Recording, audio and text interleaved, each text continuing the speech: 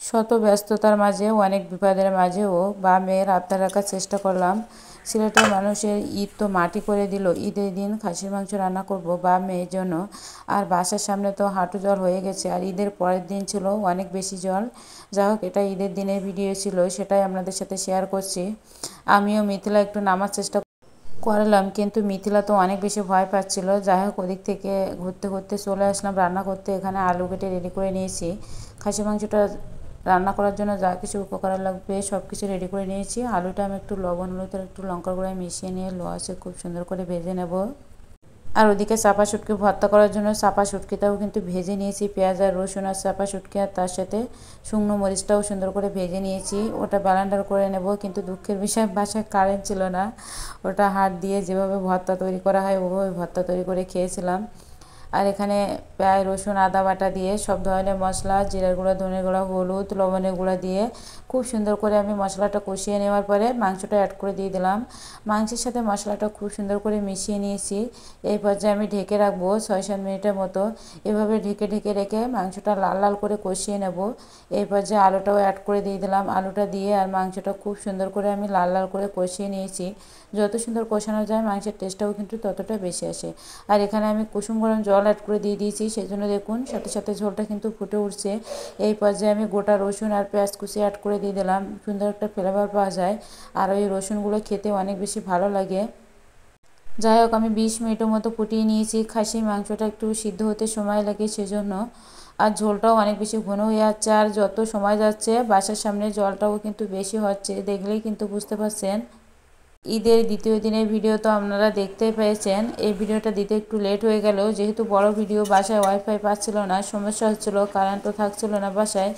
যাই হোক, নামানোর আগে আমি আবারও জিরা গুঁড়া ধনে গুঁড়া আর একটু গরম মশলা গুঁড়ো দিয়েছি। এবার আমি ফাইনালি তরকারিটা নামিয়ে নিয়েছি। দেখুন তো কালারটা কত সুন্দর হয়েছে, একটু কিন্তু ঝোল পাতলা নেই, ঘন ঘন হয়েছে, খেতেও তো দারুণ লাগবে।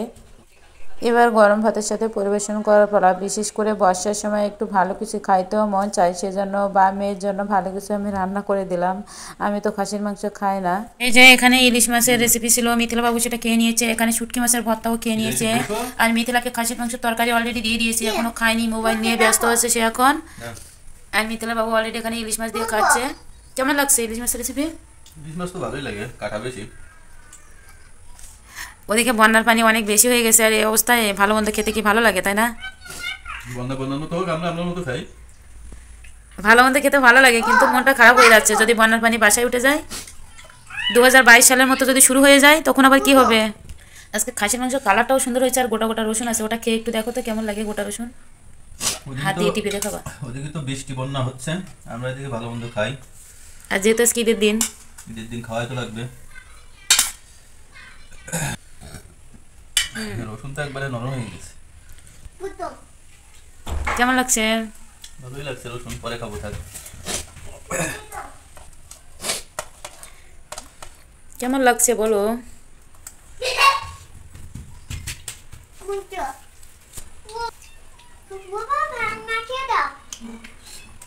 ভালোই লাগছে,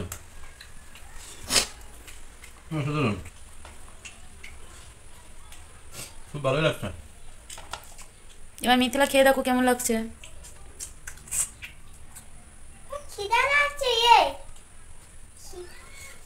মিথিলা খেয়ে দেখবে কেমন লাগছে। মাংসটা সিদ্ধ হয়েছে ভালো না? সিদ্ধ হয়েছে, খাসির মাংসগুলো একটু ইয়ে হয়। নাও নাও নাও, মিথিলা খেয়ে দেখো কেমন লাগছে। কেমন লাগছে মিথিলা সেটা তো বলো। কিসের মাংস খাচ্ছ তুমি বলো তো দেখি। তো বন্ধুরা, আমরা এখন সবাই খেয়ে নেবো, আর আজকে ভিডিওটা এখানেই শেষ করছি। ফিরে আসবো নেক্সট কোনো রান্নার ভিডিও নিয়ে। ততক্ষণ মধ্যে সবাই ভালো থাকবেন, সুস্থ থাকবেন। নমস্কার, tata, bye bye. Tata, bye bye.